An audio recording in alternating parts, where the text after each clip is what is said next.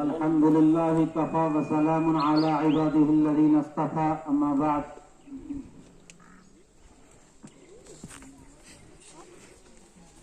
صاحب صدر جناب BDC صاحبہ اور ان کے ساتھ بیٹھی ہوئی اسٹیج پر بونجوا کی پوری ٹیم اور جلسے میں جلوہ افروز حضرات، کیونکہ وقت کم ہے اس لیے میں مختصراً بات کرنے کی کوشش کروں گا۔ ہمارا ملک جس کی پھلجھڑیاں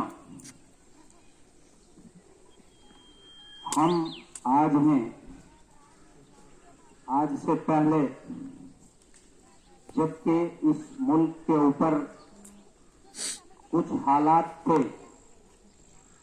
ہم سے زیادہ عظیم ترین نفوس نے اس ملک کی خاطر اپنی جانوں کا نذرانہ پیش کیا۔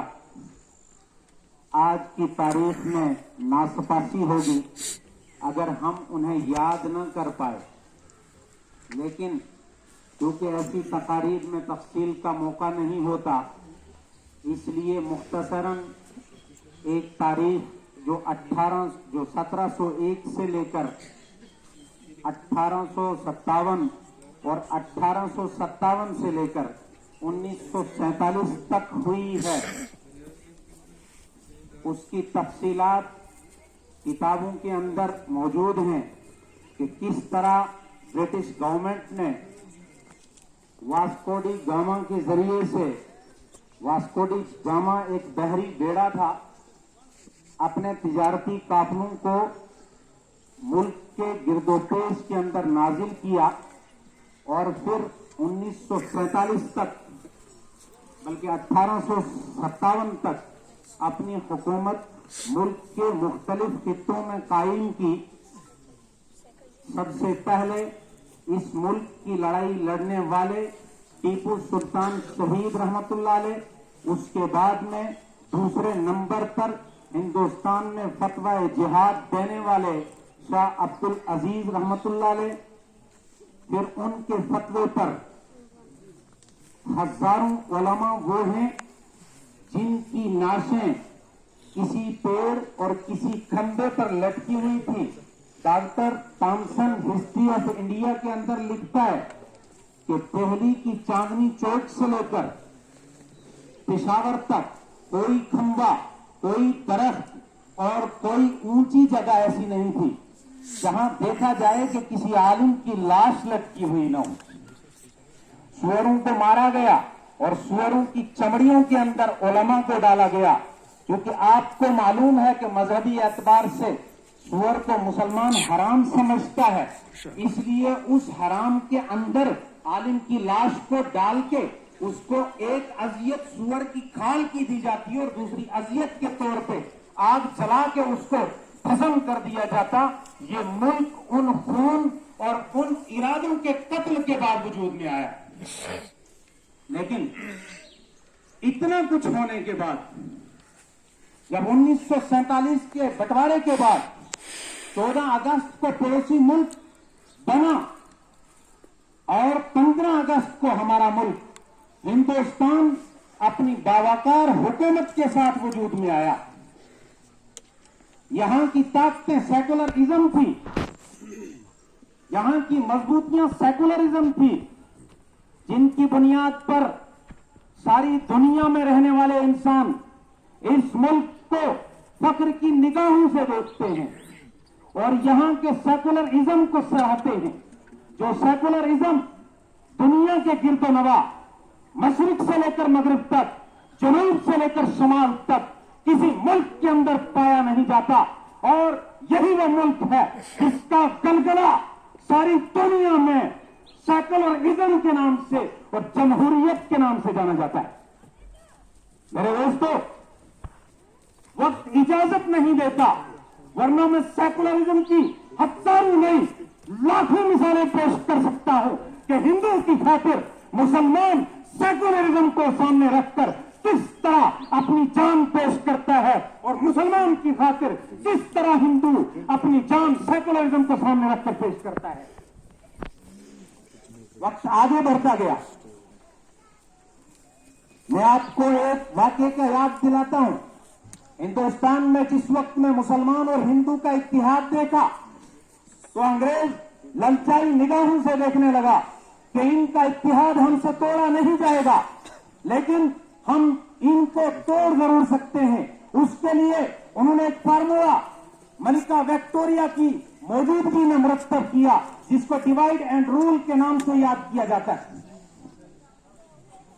फिर वो अपने रहते हुए भी यहां इस्तेमाल करते रहे, अपने जाने के बाद आज तक इस्तेमाल किया जा रहा है। और जिस फार्मूले और जिस पॉलिसी के नीचे आज भी हम जूझ रहे हैं, साथ साथ दूसरा फार्मूला चेंज ऑफ सिलेबस। उन्होंने जब देखा कि यहां का वो सिलेबस है जिस सिलेबस को पढ़ने के बाद एक इंजीनियर मिस्त्री का नाम पाता है और वो आगरा का ताजमहल तामीर करता है, वो दिल्ली का लाल किला तामीर करता है, वो कुतुब मीनार तामीर करता है, वो दिल्ली की जामे मस्जिद जैसा शाहकार पेश करता है, और वो मुल्क के कोसे कोसे के अंदर अपनी तारीख के किरदार छोड़ के जाता है। उन्होंने सिलेबस को चेंज किया। उस सिलेबस को चेंज करने के बाद वहां से ब्रिटिश से एक सिलेबस लाया, वो सिलेबस लागू किया। लागू करने के लिए इलेक्शन किया गया। इलेक्शन में 15 अंग्रेज थे, 15 हिंदुस्तानी थे। खुद वह उस वक्त के एजुकेशनल मिनिस्टर लॉर्ड मैकाले उस इलेक्शन को हैंडल कर रहे थे। लॉर्ड मैकाले ने इलेक्शन किया, 15 हिंदुस्तानियों से राय ली। 15 हिंदुस्तानियों ने अपने सिलेबस के बारे में बड़े मजबूत अंदाज में उस इलेक्शन के अंदर हिंदू और मुसलमान सब मौजूद थे। तमाम हिंदुओं ने, तमाम मुसलमानों ने बैक आवाज ऐलान किया, we want our old syllabus. हमें किसी नए सिलेबस की जरूरत नहीं है। हमारा सिलेबस हमारी जिंदगी, हमारी जानू, हमारे अमन का शाहकार है। हमें किसी और सिलेबस की जरूरत नहीं है। लेकिन ब्रिटिश अंग्रेज कहने लगे नया जमाना है, नया दौर है, इस दौर में नया सिलेबस होना चाहिए, लिहाजा हम नए सिलेबस की मांग करते हैं। चुनांचे लॉर्ड मैकाले कुर्सी पर बैठा हुआ था as a chairperson of election. वो कहने लगा आई हैव माई वोट, मैं भी अपनी एक राय रखता हूं। और उसने अपनी राय अंग्रेजों के साथ में ब्रिटिश सिलेबस को डाली। इस तरह से मुल्क का सिलेबस चेंज हुआ। जब मुल्क के अंदर से अंग्रेज वापस गया और मुल्क वासियों ने अपनी जानें देकर 11 मिलियन लोगों ने कुर्बानियां दी और मुल्क अपने बावकार कदमों पे खड़ा हुआ, अंग्रेज जा रहा था। डॉक्टर टॉमसन लिखता है, लॉर्ड मैकाले जब हिंदुस्तान से जा रहा था, लॉर्ड मैकाले से पूछा गया what do you want by this syllabus, जो ये पीछे छोड़ के जा रहे हो इससे तुम क्या चाहते हो। उन्होंने कहा we want a class Indian in caste and colour but British in taste and temper. हम एक ऐसी इंसानी नस्ल चाहते हैं, एक ऐसी कौम चाहते हैं, एक ऐसे लोगों की जमात चाहते हैं, Indian in caste and colour, जो रंग और नस्ल के एतबार से जरूर हिंदुस्तानी होंगे but British in taste and temper, लेकिन उनके जहनी उड़ान और दिमागी सोच ब्रिटिश होगी। मेरे दोस्तों, उसका जवाब देने वाले दुनिया के माहिर तरीन स्कॉलर जनाब हजरत मौलाना कासिम नानोतवी ने दिया, जिसका जिक्र इस वक्त मैं यहां नहीं करूंगा क्योंकि वो चैप्टर मदारिस से मुताल्लिक है। उन्होंने कहा था कि हमने भी दारुल उलूम देवबंद को कायम किया है, we want a class British in caste and colour but Mohammadi in taste and temper. अल्हम्दुलिल्लाह दारुल उलूम देवबंद में ब्रिटिश के अंदर भी अपने नुमाइंदे भेजे और वहां पर ऐलान किया। लेकिन मेरे दोस्तों, मेरे कहने का मकसद ये है कि उनका पहला फार्मूला कामयाब हुआ और उस फार्मूले के ज़ेरे एहतमाम 1857 से लेकर 1883 की जंग आजादी में जरूर मुल्क आजाद हो गया होता, लेकिन चेंज ऑफ सिलेबस ने इतनी देर लगाई कि 1947 में मुल्क आजाद हुआ। अगर तारीख से वाकफियत नहीं तो किताबों को उठा के देखिए। लेकिन साथ साथ में ایک بات اور سنتے چلیے, دوسرا فارمولا ڈیوائڈ اینڈ رول آج تک چلا آ رہا ہے, جس کے لیے کبھی ایک طبقے کو اسلامی دہشت گردی کے زیر اہتمام قرار دیا جاتا ہے, کبھی لو جہاد کے نام سے ان کو مطعون کیا جاتا ہے, اور کبھی انہی کو اسلامو فوبیا کے نام سے حقارت کی نگاہوں سے دیکھا جاتا ہے. اے ملک کے ہندوستان, آج میں تیرے گرد و نواح میں موجود ہر شخص کو یہ میسج دینا چاہتا ہوں کہ یہ ملک یہاں کے ملک واسیوں کا ہے, وہ ہندو ہو, وہ مسلمان ہو, وہ سکھ ہو, وہ عیسائی ہو, وہ بودھ ہو, وہ جینی ہو, وہ کسی بھی مذہب سے تعلق رکھنے والا ہو, اس بندے کا باضابطہ یہ ملک ہے, اور ہم اس ملک کے کرایہ دار نہیں, الحمدللہ خون دے کر اس ملک کے شراکت دار ہیں اور اس ملک کے مالک ہیں, مالک رہیں گے. جناب لیکھ راج جی نے بات کہی, کچھ سمجھتے ہیں, میں کہتا ہوں کوئی نہیں سمجھتا, اور جو سمجھتا ہوں وہ اپنی جنم بھومی کو تلاش کرے.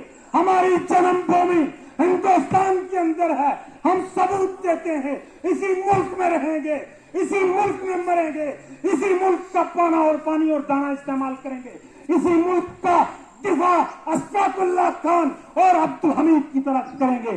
ہندوستان زندہ باد, شکریہ.